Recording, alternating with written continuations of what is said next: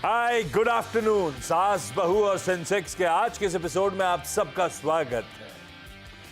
आज मदद करने के लिए है बुधवार का दिन और बताया जा रहा है कि ओम कैपिटल के राजेश अग्रवाल साहब जुड़ रहे हैं। भाई, आमतौर पे हफ्ते का सेकेंड हाफ या तो थर्सडे को दर्शन देते हैं या शुक्रवार को। ये आज वेडनेसडे कैसे है राजेश जी? Good afternoon.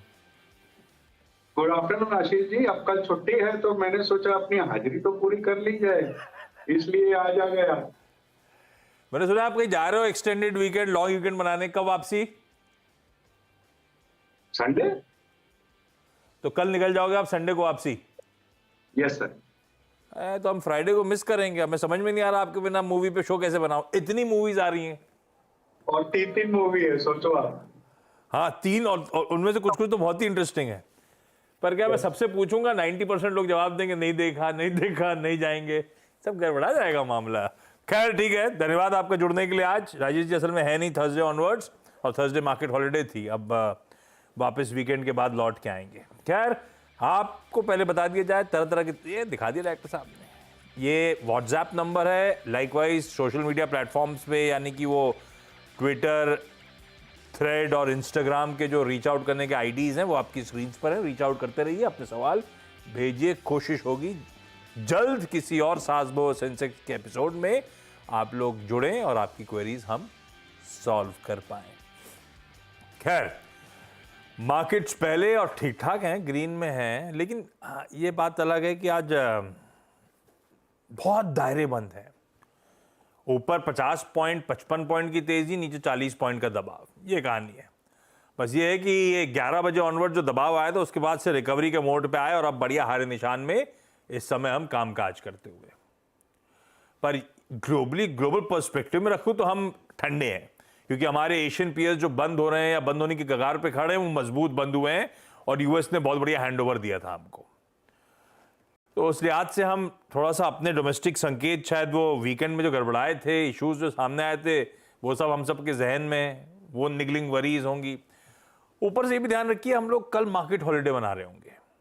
परसों जब लौट के आएंगे तब तक ग्लोबल मार्केट यूएस के आज शाम की इन्फ्लेशन रिपोर्ट वगैरह पर रिएक्ट कर चुके होंगे। तो हम थोड़ा सा अच्छा खासा रिस्क कैरी कर रहे होंगे फ्राइडे मॉर्निंग तक के लिए। तो ठीक है, उससे पहले थोड़े सदे हुए भारतीय बाजार कह लीजिए। एक बार कंट्रीब्यूशन प्लेट दिखाता हूं, कैसे देखिए हैवीवेट्स मदद कर रहे हैं और दबाव बना रहे हैं। कोई आईटी में टीसीएस, इन्फोसिस आज चमके हुए हैं क्योंकि ग्लोबली मूड बढ़िया है। पर आज इंटरेस्टिंगली आईसीआईसीआई बैंक, जबकि एचडीएफसी बैंक संभल गया है, आईसीआईसी बैंक आज तगड़ा दबाव बनाता हुआ नजर आएगा। तो ये है आज की कंट्रीब्यूशन प्लेट आपकी स्क्रीन पे। सवाल जवाब पे सीधे उतर जाते हैं। आज जयपुर, दिल्ली और चेन्नई जाना है। सब आपको आपकी स्क्रीन पे नजर आएंगे। सबसे पहले जयपुर से नंदिनी जी स्क्रीन पे। Nandini ma'am, hi, good afternoon. Good afternoon sir. क्या करते हो जयपुर में नंदिनी जी, और कितना सर, टाइम हो गया स्टॉक मार्केट में आपको? सर मैं एक स्टे एट होम मदर हूँ और एक यूट्यूबर हूँ। I make videos about travel and travelling with my baby. And sir मुझे अभी बहुत रिसेंटली, सिर्फ 1 महीना पहले ही मैंने स्टॉक मार्केट के बारे में सीखना शुरू किया है, आपके चैनल के थ्रू भी, और थोड़ा बहुत मुझे खुद को भी इंटरेस्ट था इस एरिया में, इसलिए। अरे वाह, ट्रैवलिंग विद योर बेबी और वीडियोस बनाते हो आप। बेबी की एज कितनी हो गई? Sir he is almost 2 years old. और आप हर महीने निकल जाते हो कहीं ट्रिप पे? जी सर, मेरे हस्बैंड पायलट हैं तो हम लोग हर महीने कोई भी इंटरनेशनल टूर करते रहते हैं। अरे वाह, ये सही है। नंदिनी मैम, 1 महीने का सफर कैसे शुरुआत हुई? कैसे स्टॉक्स आइडेंटिफाई करना शुरू करा? सर एक्चुअली ये हुआ था कि मेरे हस्बैंड ने मुझे बोला कि मैं तुम्हें पैसे दूंगा, तुम इसको इन्वेस्ट करो। तो मैंने जब इसके बारे में सब कुछ सीखना शुरू किया तो मैं आईपीओस के बारे में पहले मैंने जानना शुरू किया। तो मुझे थोड़ा इजी लगा कि आप पैसा डालो, अगर अलॉटमेंट हो जाएगा तो आपको मिल जाएगा, और नहीं होगा तो आपके पैसे वापस हो जाएंगे। तो मुझे थोड़ा सा कम रिस्की लगा ये, तो मैंने वहां से शुरू किया। और फिर थोड़ा बहुत और मैंने इधर उधर स्टॉक मार्केट का सीखा, और फिर मैंने 2-3 इन्वेस्टमेंट कर दिए हैं अभी तक। तो इसीलिए कुछ 1 तो महीने के बाद ही मैंने आपको फोन लगा दिया। अच्छा, कुछ तो बड़े इन्वेस्टमेंट है। जी एंटरटेनमेंट एंटरप्राइजेस, जील ले रखा है। कितनी जी क्वांटिटी, किस भाव पे और क्यों ली थी मैम? सर मैंने जी लिमिटेड 350 शेयर्स लिए थे एट द रेट ऑफ 141। और ये क्यों लिए, ये कैसे रडार पे आया? सर मुझे ऐसा लगा कि इसके अंदर इन्वेस्ट करने से फायदा हो सकता है मेरे को, और जितना मैंने पढ़ा उस हिसाब से मुझे ये सही लगा। लेकिन सर अभी ये लॉस में चल रहा है, तो इसीलिए मुझे ये आपसे पूछना था कि मैं इसको होल्ड करूं या अपना प्रॉफिट बुक करूं। पढ़ा था, पढ़ के सही लगा तो उसके बाद एक कंसिडर्ड कॉल है। ठीक है भाई, कुछ सरदर्द से जूझ रहा है जी इस समय। जी जी सर। ब्रांड तो क्लास था, बहुत बढ़िया था, पर अभी दिक्कतें काफ़ी ज़्यादा। राजेश सर, आप लोग क्या सोच रहे हो जी एंटरटेनमेंट एंटरप्राइजेस को लेकर? अब कोई खबर तो रह नहीं गई, जो उम्मीद थी टाइप वाइप सब फिजल आउट हो गया, तो अपने चैलेंजेस काफ़ी सारे हैं। पर हाँ, कहीं ना कहीं जो बढ़िया नेटवर्क खड़ा करा था उसका अपना मूल्यांकन होगा। एट 130-140 रुपीज़ जी एंटरटेनमेंट क्या करना चाहिए? नंदिनी जी ने सही कॉल लिया है क्या लंबी अवधि के लिहाज से? नमस्कार आशीष जी, बाकी भी जो महिला मित्रगण पैनल में हैं सबको नमस्कार। सवाल का जवाब दूँ उससे पहले नंदिनी जी से कहना चाहूंगा, आप यूट्यूबर हैं, ज्यादा जगह घूम रही हैं, खास करके इंटरनेशनल, तो लगता है आपके चैनल को सब्सक्राइब करना पड़ेगा, क्योंकि इतनी इंटरनेशनल ट्रिप्स तो हम मार नहीं पाएंगे, तो उसी से मजा ले लेंगे। क्यों आशीष जी, ठीक ना? साल की anyways, 12 तो टोटल मार के 12 नहीं मारी हैं आज तक। जी पे अगर आए तो आपने सही कहा कि एक अच्छा खासा बुक है चैनल का। जीईसी सेगमेंट में एक अच्छी पकड़ है कंपनी के, बहुत से ऐसे प्रोग्राम्स है जो टीआरपी पे देखेंगे तो चार्ट्स पे ऊपर के लेवल्स पे चल रहे हैं। सब कुछ अच्छे होते हुए बैलेंस शीट में करीब करीब 567 करोड़ रुपया कैश होते हुए सितंबर 2023 की जो आज आंकड़े हैं ऑलमोस्ट 6-8 महीने पहले के, उस हिसाब से 500-550 करोड़ कैश था इनके पास। ये सब होते हुए भी दिक्कत में है, सरदर्द क्या पूरे बदन का दर्द बना हुआ है स्टॉक में। कई कारण है जो सबको पता है, मैनेजमेंट के इश्यूज हैं, मर्जर नहीं हुआ, और ऐसा लगता भी नहीं है कि बहुत जल्दबाजी में कुछ होगा। ये बात सही है कि 12,800 करोड़ के मार्केट कैप के साथ ये कंपनी बहुत सस्ते भाव में मिल रही है, लेकिन इसमें बहुत लंबा समय भी लग सकता है, क्योंकि जब तक कुछ होता नहीं है तब तक यहाँ बैठे रहना पड़ेगा। 70% इंस्टीट्यूशनल होल्डिंग है, अब मेरे ख्याल से कॉल इंस्टीट्यूशन के पास ही रह जाती है कि वो क्या करना चाहें। तो अगर आप बहुत लंबे समय तक रुक सकती हैं, तैयार हो, तो ही स्टॉक में बने, अदरवाइज उछाल में निकल जाए। ये बात सही है, सब देखने में ठीक है, लेकिन थोड़ा सा चैलेंजिंग काफ़ी ज़्यादा सिनेरियो है। उछाल में निकलेंगे मैम जी एंटरटेनमेंट से। दिल्ली में रश्मि वर्दिया जी जुड़ती हुई दिल्ली से। रश्मि मैम, गुड आफ्टरनून। रश्मि मैम, आपको कितना टाइम हो गया स्टॉक मार्केट्स में? मुझे 1.5 साल हो गया स्टॉक में इन्वेस्टमेंट करते हुए। मैम, आप खुद ही अपना चूज कर रहे हो स्टॉक? सॉरी, आप जब डिसाइड करते हो स्टॉक्स तो ये खुद ही चूज कर रहे हो या कोई गाइड कर रहा है, मदद कर रहा है? कैसे होता है स्टॉक सिलेक्शन? कुछ सीएनबीसी पे इंडिकेशंस देखती हूँ और खुद स्टॉक सेलेक्ट करती हूँ। और ये 1.5 साल में कैसा रहा पोर्टफोलियो, कमा के दिया आपको? मैंने ये देखा है कि मैंने जिन 3-4 पोर्टल्स पे अपने स्टॉक बुक किए हुए थे, जहां पे बिल्कुल 6 महीने टच नहीं किया, वहां पे प्रॉफिट बहुत अच्छा बुक किया। आई मीन जैसे ज़ीरोधा पे इट वाज 44%, और जहां पे मैं थोड़ा इंटरफेयर करती रही और प्ले करती रही, वहां पे थोड़ा लॉस हुआ है। बट मतलब अगर आप ठहराव के साथ थोड़े लंबा स्टॉक रखते हो तो आपको कमा के देता है? यस। इस पोर्टफोलियो को टच नहीं किया, उसमें प्रॉफिट 41% मिनिमम बुक किया। तो फिर बाकी सब में ऐसा क्यों नहीं करने लगे? अब आप जब पता है छूने से गड़बड़ाता है मामला, तो छूना बंद कर दो। वो एक थोड़ा सा होता है ना, एक इन्वेस्टमेंट। हाँ, बोर होते रहते हैं एक बार। हाँ, ये बात भी सही है। अच्छा रश्मि मैम, पहला सवाल मेरा पहला सवाल टीसीएस को लेके था। हालांकि आज ये स्टॉक थोड़ा रिकवर कर गया। मेरे पास टीसीएस के 37 यूनिट्स थे और ये बहुत डाउन चला गया था लेने के बाद ही एकदम से। तो मेरा एक सवाल था कि हालांकि टीसीएस को मुझे लॉन्ग टर्म तक मेंटेन करना चाहिए, और दूसरा मेरा शेयर है वरुण बेवरेजेस। तो एक काम करता हूँ, पहले टीसीएस लेता हूँ, वरुण पे भी आऊंगा, छोड़ूंगा नहीं, वो भी क्वेरी पूछूंगा जरूर। 40 to 98, मोटा मोटी 4300 की बाइंग है। बाइंग के आसपास चलिए टीसीएस चल भी रहा है, आज 2-2.5% मजबूत है। राजेश सर, वैसे करना क्या चाहिए इन दिग्गज आईटी कंपनीज? अब ऐसा लग रहा था सारे समीकरण इंटरेस्टिंग, ब्याज दरें घटेंगी, हालात और इंप्रूव होंगे, शायद और धंधा मिलेगा, लेकिन अब जब ब्याज दरें घटने का समय आ रहा है तो नया फियर आ गया है। फिर वही रिसेशन की बातें, फिर वही हार्ड लैंडिंग, सॉफ्ट लैंडिंग, फिर वही अपग्रेड से ज्यादा डाउनग्रेड्स के चैलेंजेस सामने खड़े होंगे यूएस के, तो मामला फिर वही गड़बड़ाता हुआ। ऐसे में दरअसल आईटी पर उतना कॉन्फिडेंस ये है अभी भी, ज्यादातर बड़े ब्रोकरेजेस के पास बहुत अंडरवेट्स ही हैं, ज्यादातर सबके सब, किसी के पास बहुत ज्यादा भरा भी नहीं है माल। क्या करना चाहिए टीसीएस में या फिर फॉर दैट मैटर दिग्गज आईटी स्टॉक्स में? आप लोग कैसा भविष्य देख रहे हो? देखिए, जैसे इन्होंने कहा ना कि जिस पोर्टफोलियो को मैं टच नहीं करती हूँ पैसे बनते हैं, तो मुझे लगता है कि टीसीएस एक ऐसा स्टॉक है जिसको आप टच नहीं करेंगे तो आपको लंबी अवधि में पैसे।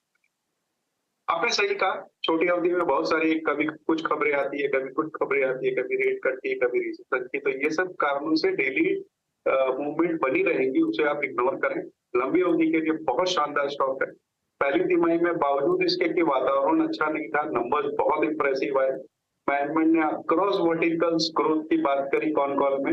शॉर्ट टर्म में उन्होंने भी कहा है कि कुछ दिक्कतें हैं, लेकिन मैं समझता हूँ कि टीसीएस, इन्फोसिस ऐसी जैसी जो दिग्गज आईटी कंपनियां हैं वो लॉन्ग टर्म में अच्छा पैसा देंगी। बैलेंस शीट बहुत स्ट्रांग है, डेट की तो कोई बात ही नहीं है, और अगर रेट कट आना चालू हो जाते हैं तो मुझे लगता है कि वहां से एक बहुत अच्छा ट्रिगर सामने आएगा। और 88% लोगों की उम्मीद बनी हुई कि सितंबर में रेट कट आ जाएंगे, तो आप बनी रहे स्टॉक में। और कोई बड़ी गिरावट आ जाती है बाजार के कारणों से, तो मैं समझता हूँ को अगर नया डिप्लॉय करना हो तो ऐड भी कर सकती है। और ये टीसीएस रश्मि मैम कहाँ पे रखा है? ज़ीरोधा में कहीं और है? टीसीएस आईएनडी पे। इसे छूना नहीं है इस बार, लेकिन अब इसको अपन भूल जाएं, ज्यादा अच्छा है, ये रिटर्न देगा बढ़िया। चेन्नई से शीतल मैम स्क्रीन पे। शीतल मैम हाय, गुड आफ्टरनून। शीतल जी, आपको कितना टाइम हो गया स्टॉक मार्केट से जुड़े? 3 months. 3 months? Yeah. और पहला सबसे इंपॉर्टेंट स्टॉक या क्वेरी कौन सी शीतल मैम आपकी? पहले मैं पूछना चाहूंगी JRSC के बारे में। I have sold couple of stocks. JRSC garden reach ship builders? जी जी। हाँ, ओके।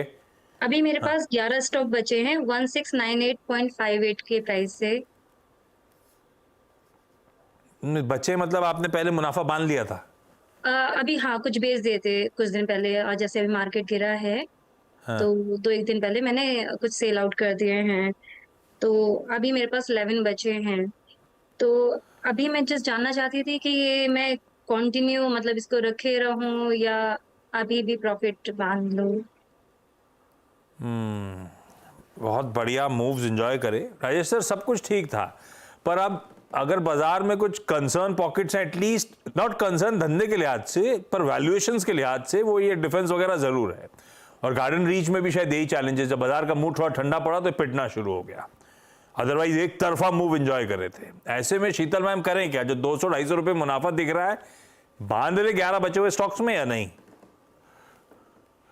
देखिए, अगर इनकी लंबी अवधि का नजरिया तो बने रहे। आपने सही कहा, शॉर्ट टर्म में अच्छी खासी प्रॉफिट बुकिंग देखने को मिल रही है, क्योंकि यही ऐसा सेक्टर था कि जो बहुत बढ़ा हुआ था और लोग अच्छे मुनाफे में बैठे थे, और जैसे ही बाजार में थोड़ी सी टर्बुलेंस आई तो लोगों ने प्रॉफिट बुकिंग का नजरिया लिया और बिकवाली आई।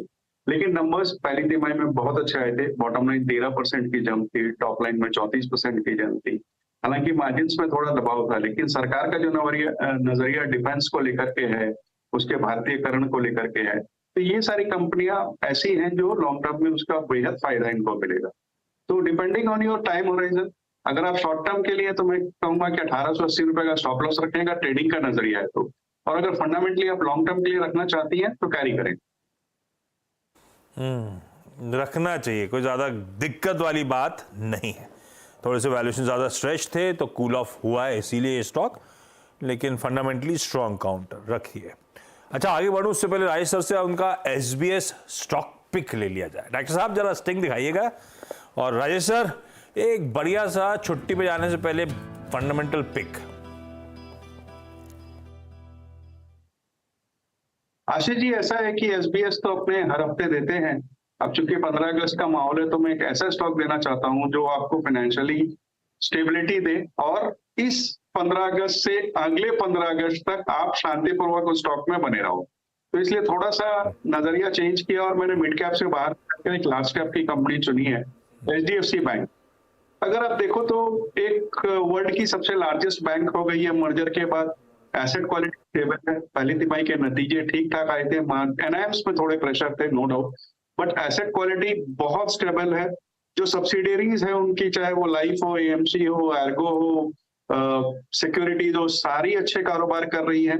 वैल्यूएशंस अगर दूसरे पीयर ग्रुप से कंपेयर किए जाए तो बहुत अच्छे, बहुत रीजनेबल है।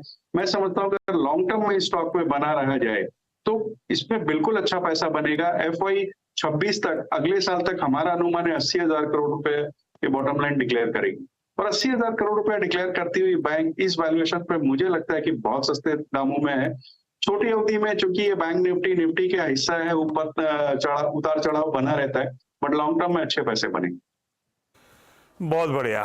ब्लूएस्ट ऑफ ब्लू चिप आपकी स्क्रीन पे अगले स्वतंत्रता दिवस तक रखिए बिना टेंशन के। बहुत बढ़िया कमाई करके देगा ये दिग्गज काउंटर। रैपिड फायर कर लिया जा रहा है सर, एकदम फटाफट निपटाते, समय तो खत्म हो रहा है लेकिन एक एक क्वेरी और। नंदिनी मैम, अगला सवाल। जी सर, मैंने आईपीओ में GGBL के 600 शेयर लिए थे एट 190। GGBL, इसका फुल फॉर्म GGBL क्या है? सर ग्रीन गणेश ये एसएमई वाला मामला है क्या? भारत लिमिटेड। हाँ राज सर, एसएमई ट्रैक करते हो क्या? GGBL सर ऐसा है कि कभी कदार थोड़ा बहुत कर लेते हैं, क्योंकि जो सब्सक्रिप्शन के आंकड़े आते हैं बहुत चौंकाने वाले रहते हैं, 200 टाइम 400 टाइम, तो एक नजर चली जाती है। अब मैं यही कहूंगा कि जैसे हमने पहले बात कर रहे थे कि उन्होंने महीना भर हुआ है मार्केट में आए और ज्यादातर ये बाहर रहती हैं अपने काम के सिलसिले में, तो ऐसे में से थोड़े दूर रहे तो बेहतर होगा। या फिर आईपीओ में आपने लगाया, अलॉटमेंट बहुत तकदीर से आता है एसएमई का, और आ गया और अच्छा मुनाफा है तो मुनाफा बांध ले, क्योंकि बहुत छोटी कंपनी होती है, ऑपरेशंस छोटे होते हैं, कुछ फंडामेंटल ट्रैक नहीं किया जा सकता, नई कंपनियों में तो नंबर्स ही नहीं होते, तो बेटर होगा कि आप प्रॉफिट बुक कर लें। डबल तो कर ही लिया, निकलिए 190 वाला माल शायद 460 470 में निकल जाएगा। बहुत बढ़िया, निकलिए मैम इससे। रश्मि मैम, अगला सवाल। वरुण बेवरेजेस आपने कहा था, कितने स्टॉक, कितनी किस भाव पे? वरुण बेवरेजेस का मेरे पास 30 यूनिट है, जो मैंने 1633 पे लिया था एज ट्रायल, और उसके बाद से ये 10-11% लॉस पे चला गया। तो एज लिया था एज ट्रायल, मतलब आई मीन मुझे ये लग रहा था अगर इसमें ज्यादा प्रॉफिट बुक होता है तो इसमें मैं 3 और भर दूंगी, 4 लाख रुपए और ऐड करूंगी लॉन्ग टर्म के लिए। तो जो ट्रायल करा था वो गड़बड़ा गया। हाँ, तो बच्चे 4 लाख बच गए, लेकिन जो है राजेश सर वो गड़बड़ा गया, 250 रुपए लॉस हो रहा है। वरुण में क्या करना है? देखिए, लंबी अवधि के लिए इसमें बने रहना है आपको।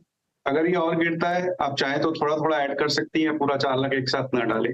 कंपनी के ऑपरेशंस अच्छे हैं, नंबर्स अच्छे आए थे, वॉल्यूम ग्रोथ देखी गई, अफ्रीकन मार्केट अच्छा चल रहा है, पेप्सी की सबसे बड़ी डिस्ट्रीब्यूटर है यूएस के बाहर अगर देखा जाए, तो मैं समझता हूँ कि एक अच्छा ब्रांड, अच्छी कंपनी बनी रहे स्टॉक। ओके, इस नोट पर शीतल जी, रश्मि जी, नंदिनी जी, थैंक यू सो मच जुड़ने के लिए। राजेश सर, एंजॉय करिए छुट्टियां अपनी, अगले हफ्ते मुलाकात होगी। थैंक यू आपका भी आज जुड़ने के लिए। ब्रेक के उस पार एक क्विक मार्केट चेक। चलिए, ब्रेक के बाद आपका स्वागत है। निफ्टी तो फ्लैट है, लेकिन हाँ, ब्रॉडर मार्केट्स में पेन बढ़ रहा है, और वो पेन का बैरोमीटर आपकी स्क्रीन पे ब्रेथ आएगी। 2 बढ़ रहे हैं तो 5-6 स्टॉक्स इस समय कमजोरी के साथ। खैर, इस ब्रॉडर मार्केट्स पे डिटेल्ड बातचीत ब्रेक के उस पार सुमित के साथ मिड कैप मंथ में देखिए। नमस्कार।